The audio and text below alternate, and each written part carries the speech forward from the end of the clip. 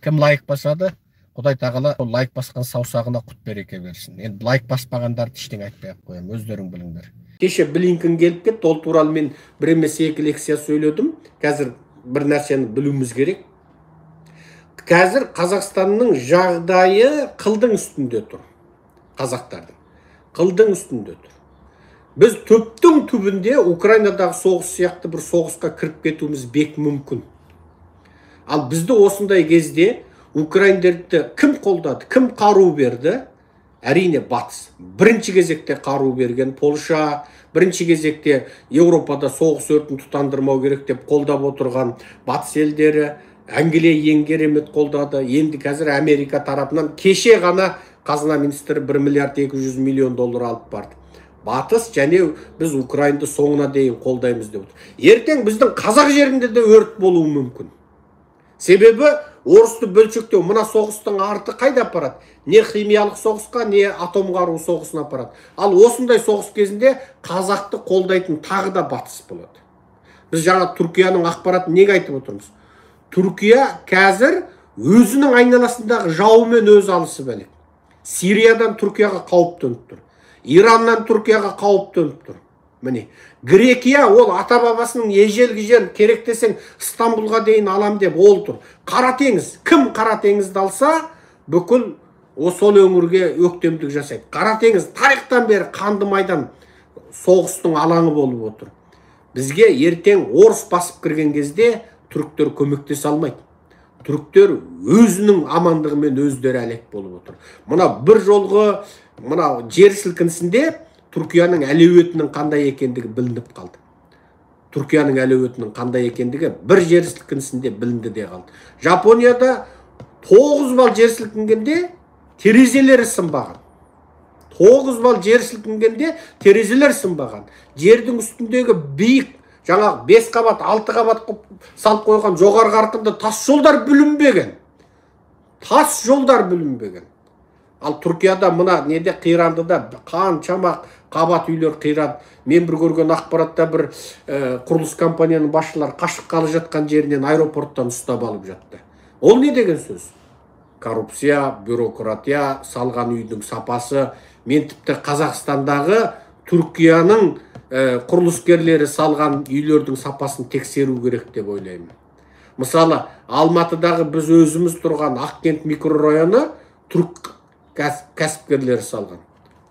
Мысалы, Ақкент микрорайонында мына үйде отырып көршіңмен әңгіме айтуға болады. Көрші қал жағдайың қалай? Терезен есікті ашпай естиді. Себебі ана көршің кекірсе мына жерде отырып сен естіп отырасың. Келіншегіңмен бір сыбырлап сөйлесуге өз қорқасың. Көршің естіп қояды да жастықта жатып келіншегіңмен сыбырлап сөйлессең. Міне енді о ар жағын өздеріңіз ойлап алыңыздар. Ол Ақкенттің микрорайондарында отырып, өңкей білмеймін қайдан жиналған, өңкей бәңгі темекі жиналған, ана отырып темекіні жібереді ау кел. Ол темекі білмейсің қай қабаттан шықты. Бірден мен сияқтана темекіге аллергиясы бар адамға бірден тура келеді. Сонда темекі білмеймін қай тесіктен өтіп кетеді. Оның сапасы сондай. Міне халық қырылып қалды. Жапонияда одан сұмдық апаттар болды. Бірақ қырылып қалған жоқ. Сондықтан мынау ертең Қазақстанда жер сілкінсе, орыс бір атом бомбын алып кеп жердің терең қабатынан жарып жіберіп, я не знаю деп қарап отырса. Мынау қазір міне Өзбекстанда Ташкенттің маңына атом электр станциясын салғалы жатыр. Мына Тоқаев қайта-қайта қоймай АЭС атом электр станциясын салғызамыз дейді. Атом электр станциясын салса болды, білмей қап, компьютер істемей қап, болды, бітті, жарып жібереді. Қырыласың да қаласың қазақ. Енді әрең өсіп бір 19 миллион боламыз ба, болмаймыз ба деп отырғанда Алматыны қырып тастаса 5 миллион қазақ өлеміз де қаламыз. Соның 5 миллион қазақты қайдан табамыз? Балшықтан илеп қазақ жасаймыз ба? Қазақ өндіретін завод бар ма екен?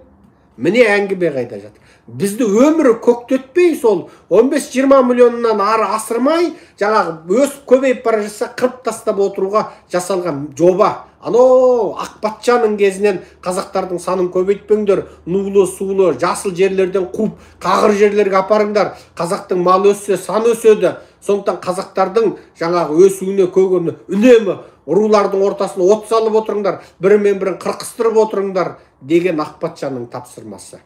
Мына нулы, керемет бау-бақшалы жерлердің бәрін орыстар алып, қазақтарды қағыр жерге қуып тастағанда содан. Міне осы әңгімені біз ойлауымыз керек. Түптің түбінде мынау Ресей ыдырайды. Қайсы күні Путин осы 2 күннің алдында Путин өзінің сұхбатында батыстың мақсаты бізді ыдырату, Ресейді жаңағы еуропалық бөлік, оралдық бөлік, азиялық бөлік деп 3-4-ке бөліп тастау батыстың мақсаты деп отыр. Ал бірақ батыстың мамандары 3-4 емес, қаласа Ресейді 24-25-ке бөлінуі мүмкін деп отыр. Сондықтан ол бөлінудің барлығы жайдан жай болмайды.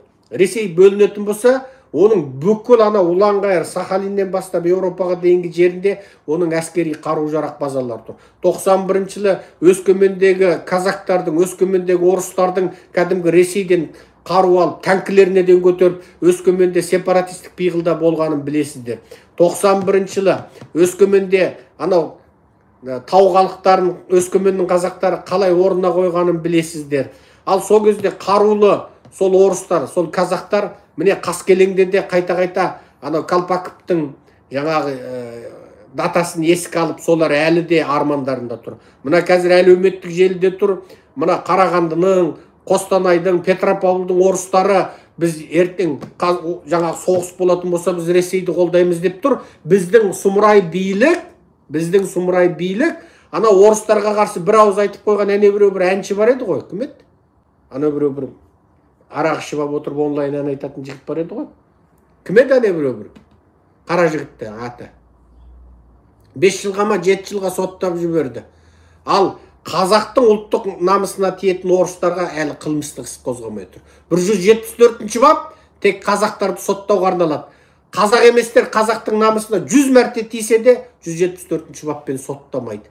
Бірақ қазақтар торықпаңдар. Біздің қолымызға билік тигенде, біз Қазақстанды қолымызға алған кезде сотталмай, қазақтың намысына тиіп сотталмаған, қазақтың қызын қорлап, зорлап сотталмағанның бәрін біз түрмеге тығамыз. Нақақ сотталған қазақтың бәрін біз түрмеден алып шығып төрге отырғызамыз. Осыны ұмытпаңыздар. Енді қазір мына геосаяси жағдайды айтып келе жатырмыз. Қазақтар түптің түбі бір шайқас болады. Блинкеннің Қазақстанға келгенде, Қазақстанды міне Wall Street журналда жазыпты алдың күнгі мақалада, Блинкеннің Қазақстанға баруы Ресей мен Қытайдың орбитасынан Орталық Азиядағы бесеуін жұлып алу дейді.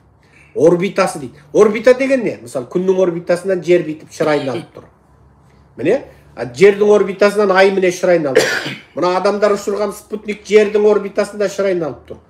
Ресей мен Қытайдың орбитасынан дейді. Яғни Ресей мен Қытайды айналсоқтап қалған Орталық Азиядағы бесеуін жұлып алу деп жазыпты. Wall Street журналда тұр. Скриндеп қиып алып, Facebook пен YouTube деп бөлістік. Біздің қазақтар саяси сауатты болып, түптің түбінде осы кез келген бір жағдай. Әрине соғыс болмасын, әрине қантөгіс болмасын. Бірақ кез келген жағдайға біз дайын тұруға тиіспіз.